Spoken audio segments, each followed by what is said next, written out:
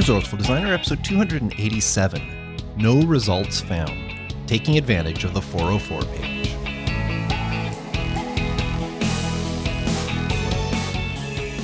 Welcome to the Resourceful Designer Podcast, offering solutions to streamline your graphic and web design business so you can get back to designing. And now, your host. He knows that you listening to this show means you take your design business seriously. Mark Decote. I sure do, and I appreciate you for that. After all, why would you be listening right now if not to learn how to start, run, and grow your design business? And if you know any other designers who would benefit from knowledge like that, please tell them about Resourceful Designer. Let them know the podcast is available anywhere they listen to audio. It's also available as an app for both iOS and Android. Now, in this week's episode, I'm going to talk about the opportunity that you may be missing out on if you ignore the 404 page on your and your clients' websites. But before I get to that, just a quick word about the Resourceful Designer community. We've had several new people join since the beginning of the month, and we're having a good old time getting to know each other, all our businesses. It's so fun to see so many diverse business owners, people in the design space doing all sorts of different things, but all with a similar goal of growing their design business. So it doesn't matter if you niche down, if you're a generalist, if you specialize in one particular thing, you can benefit from the group knowledge and help that we offer in the community. To learn more, visit resourcefuldesigner.com/community. And now, no results found, taking advantage of the 404 page. Don't you hate that feeling when you can't find something that you're looking for? It could be just about anything.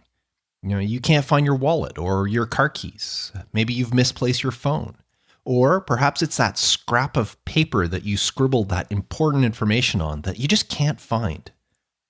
Regardless of whatever it is that you can't locate, you're left with that empty feeling inside. That feeling of unfulfillment.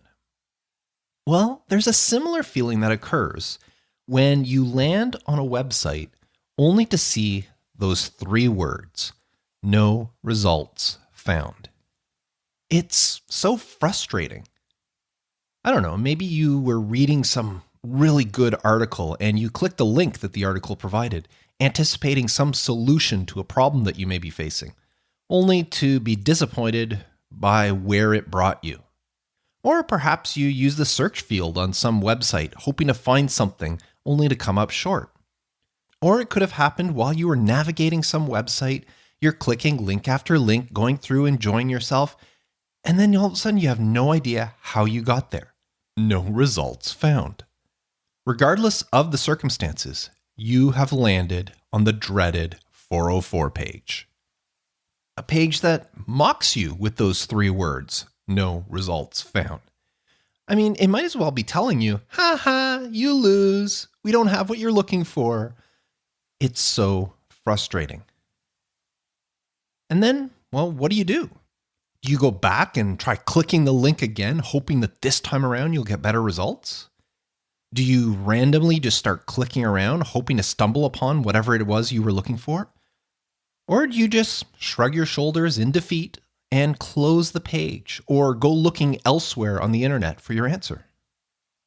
It doesn't matter when or why, but landing on the no results found page is never fun. That is, unless the person who designed the website purposely made it fun for you.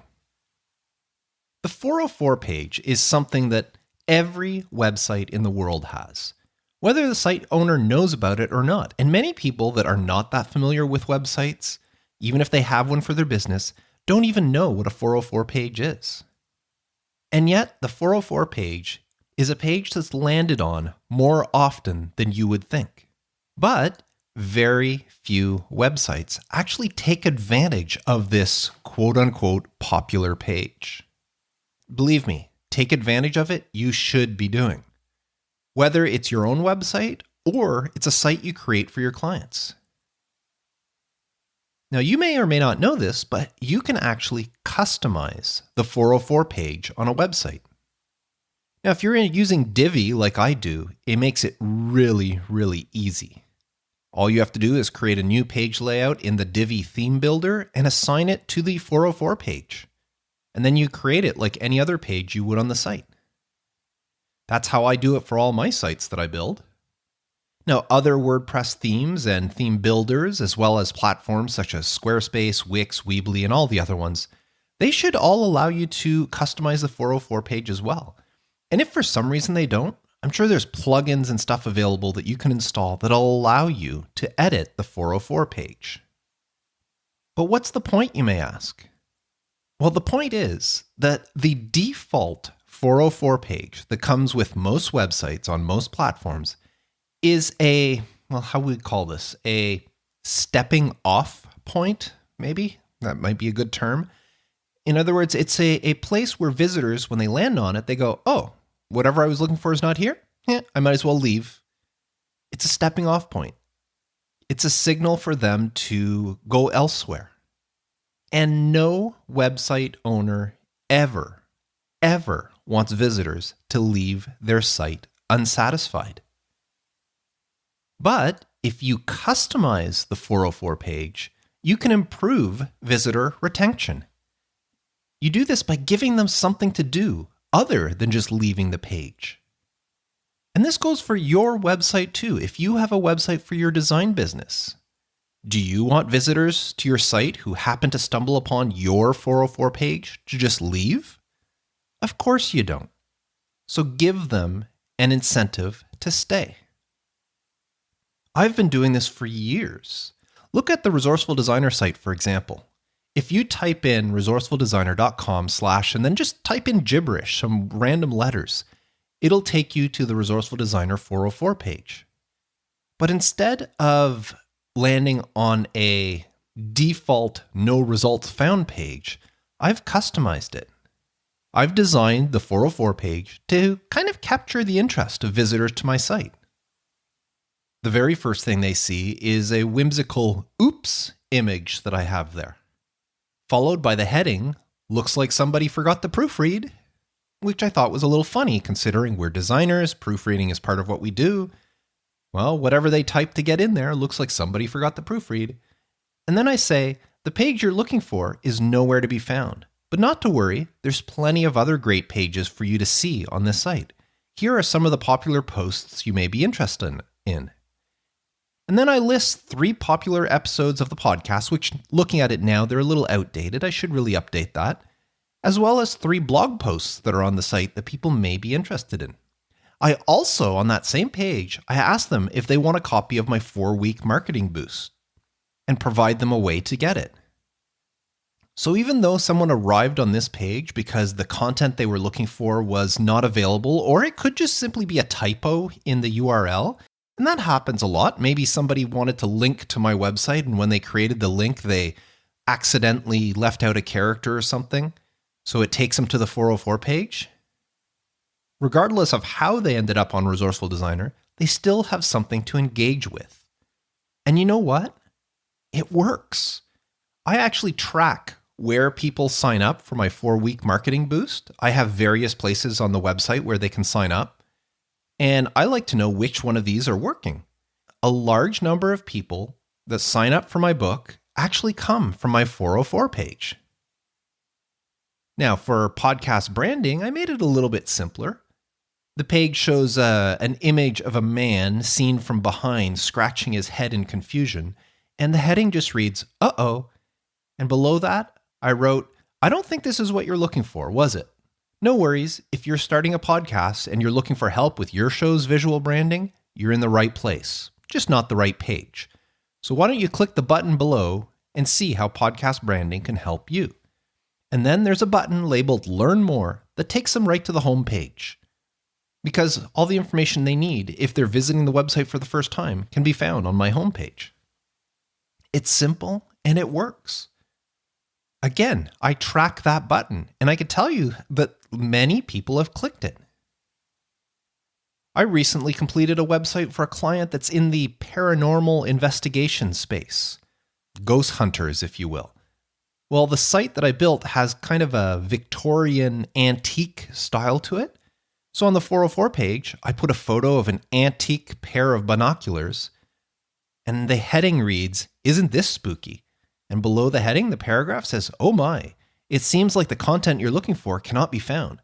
This is not unheard of when dealing with the paranormal. Perhaps you'll have better luck searching for something else." And then below that, I provided a search field so they can search the website. Do you get my point? You can make the 404 page look however you want. The point is to give the visitors something to do instead of simply closing the window or leaving the site.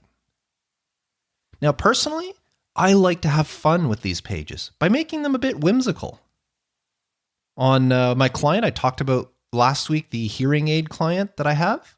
On their page, I put a photo of an elderly woman holding her hand up to her ear as if she's trying to hear better because she's hard of hearing. And the heading says, "Say that again? I didn't quite catch it," followed by a search field.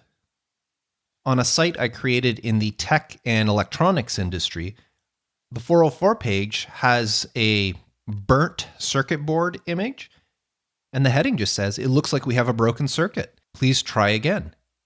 And I provided a search field, as well as a couple of links that people may want to click on. Visitors are already frustrated when they land on a 404 page, since the thing they were anticipating, what they were hoping to find, is not there. So why not inject a little bit of levity? Also, just on a fun note, I never, ever show my clients the 404 page when I'm building their site. I just add this in. I prefer that they stumble upon it someday. Maybe in a couple of weeks, maybe in a couple of months, or maybe years down the road that they come across or somebody tells them about the page. I love getting emails out of the blue from clients saying, "I just saw the no results found page. That's hilarious." And that just makes my day. So what I'm getting at is, if you don't customize the 404 page on your own site or on your clients' websites, you're doing the visitors, the people that are going to the sites, that are ending up on the sites, you're doing them a disservice. You need to create something that'll engage them, that'll make them want to stay on the website. After all, isn't that why every website was built in the first place? And that's it. That's all I wanted to share today. I wanted to keep it really simple and talk about the 404 page. As I mentioned earlier, it's a page that every website in the world has, and yet so many people neglect to do anything with it. Now, I would love to know, do you have a custom 404 page, or after listening to this, are you planning on customizing yours? Please share it with me. I love these things, and I would love to see what your 404 page looks like. Either leave a comment on the website for this episode at resourcefuldesigner.com/episode 287, or just send me an email at feedback@resourcefuldesigner.com and just share your 404 page. I'd love to see it. Now, before I go, I just want to mention the Resourceful Designer community one more time. And I can tell you that's a place where people join that they will not see results not found, because everybody in there is getting results. There is so much interaction going on. Just earlier today, we had our weekly video chat where we all get together, and this is kind of an informal chat where we'll talk about design and different things, but it's mostly just to get to know people, get to know how they think, what their business is, how they work, what they're up to.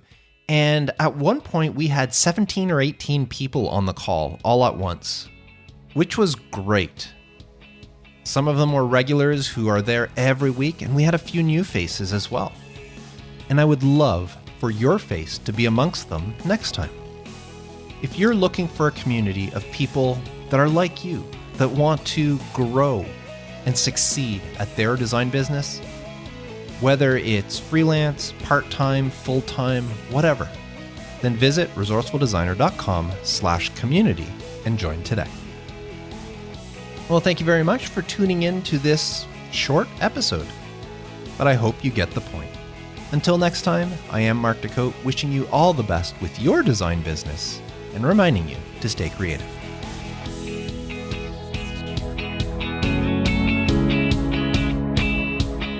Thanks for listening to the Resourceful Designer Podcast at resourcefuldesigner.com.